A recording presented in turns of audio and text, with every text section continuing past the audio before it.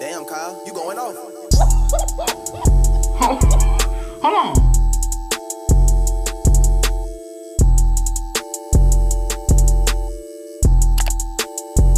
You need to leave. Bruh. What's good, y'all? It's your boy Cam back with another YouTube video, and today we're gonna be talking about Walter Williams on the meaning of the Confederate flag. We watched the last video we watched by Walter Williams was we watched the video with him talking to Thomas Sowell. If you didn't check that out, go ahead and check that out. And it was a pretty good conversation, bro. Two men, black men, having a good conversation, bro. We watch a lot of videos on this channel of people over talking each other to get their point across, or you know what I'm saying. So it's kind of refreshing seeing those two just have a good conversation, and yeah, conversations that need to be needed. But yeah, man, before the video starts, man, smash the like button right now and subscribe if you're new, cause I'm posting every single day, man. And let's see what Walter Williams has on the meaning of the Confederate flag. Let's get it, bro.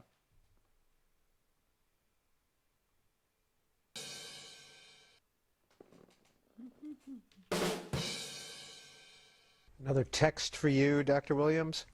Hello, Walter. My name is Devin, and I'm a 25-year-old half-black and half-white male from Virginia. I was just... Also, he does like interviews where people would submit questions and stuff. That's kind of cool. Well, it's kind of cool. 25-year-old half-black and half-white male from Virginia. I was just wondering what your opinion is on the new political correctness movement and the sudden cry of cultural appropriation from self-proclaimed allies of minorities. Well, I think we should ignore political, the so-called politically correct strictures. When people say to me, well, Williams, you can't say that. Oh, I say, well, damn if I can, because the First Amendment of the United States Constitution guarantees me the right. And so I think that what we ought to do is ignore these people that are demanding that we... Man, that's so true, bro. That's so true. How you gonna tell me you can't say that? Or you say something, everybody says, don't say that, don't say that, don't say that. But there's literally a First Amendment saying freedom of speech, bro. What? Change our language to accommodate some particular values that they might have. Front page of the New York Times recently was this article about Halloween. Costume correctness on campus. Feel free to be you, but not me. And it's an article about what is acceptable. And Pocahontas, Caitlyn Jenner, and Pancho Villa are no-nos. Also off limits are geisha girls and samurai warriors. But you can be a Crayola crayon, a cup of Starbucks, or Where's Waldo? I think that's really going very far. I think our grandparents would be shocked by the kind of things that we accept as that we just accept today. I think we should ignore it. Do you see political correctness at George Mason? Probably so, but I ignore it there as well. I don't see it in any of my classrooms, and I'm not politically correct at all. I say whatever I want to say, and my colleagues tolerate me. I've been there. I think I started my 35th year there. Steve in Arlington Heights, Illinois, texts into you. Can you speak to the anti-Confederate hysteria currently sweeping the nation? Yes, I think that I think people don't really understand much of the history of our country. And just very briefly, and this is on my website and my articles, and I talk about this, and that is in 1783, there was a Treaty of Paris, and the Treaty of Paris ended the war between the colonies in Great Britain. And if you read the Treaty of Paris, it says that there are 13 sovereign nations, that is, each state was a nation. And these states came together as principals in 1787, and they created the federal government as their agent. And principals can always fire their agents. And so, and if you read the ratification documents of Rhode Island, New York, and Virginia, they specifically say in the documents that if the federal government becomes abusive of the powers that we have delegated to the federal government, we have the right to rescind those powers. Oh wow. Okay. Government, we have the right to rescind. Hey, hold on. Let me hear that one more time. I'm sorry, y'all. They specifically say in the documents that if the federal government becomes abusive of the powers that we have delegated to the federal government, we have the right to rescind those powers. That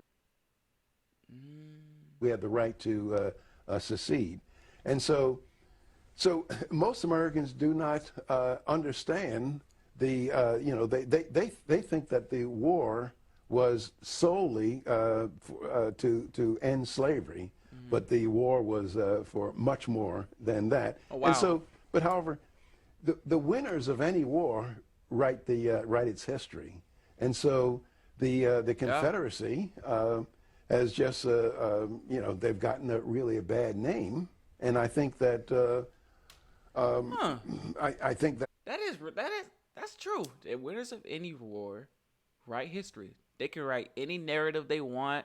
They can make anybody seem bad. They can make anybody seem good. Like, that's really true. Wow. Never thought of it.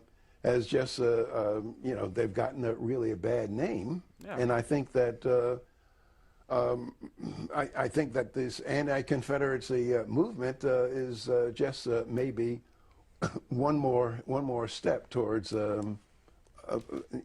towards abolishing many of our symbols. Now, one can argue whether the Confederacy was right in seceding, and you don't have to be for slavery. You can be against slavery, but that's an independent argument. Did they have the right to secede? And all the evidence suggests, yes, they did have the right to secede because the states were principals and they came together and created the federal government. That is, most Americans today think that they virtually think that the states are a creation of the federal government. And matter of fact, that's the way Congress acts, that the states are a creation of the federal government, but it's actually the opposite.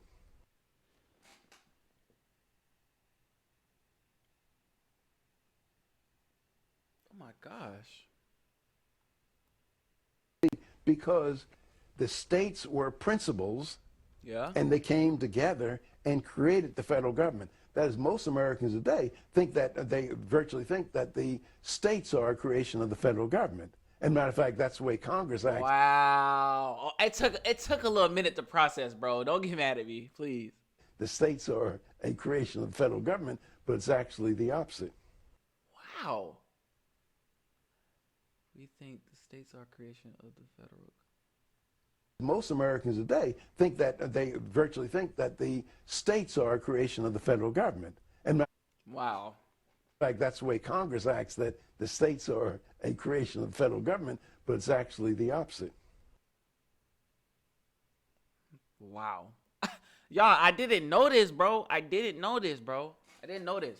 I'm glad he told me. Did you know this, bro? Let me know in the comment section below, bro. I love watching these videos, bro. I learn something new every single day. I love it, man. But yeah, man, that's the end of the video. If you enjoyed, like, comment, subscribe. Let me know in the comment section below. What else should I check out by Walter Williams, man? Very intelligent dude, man. Wow. But yeah, man, smash the like button. Subscribe if you're new. Cuz posting every single day, man. And I'll see y'all in the next video, man. Peace.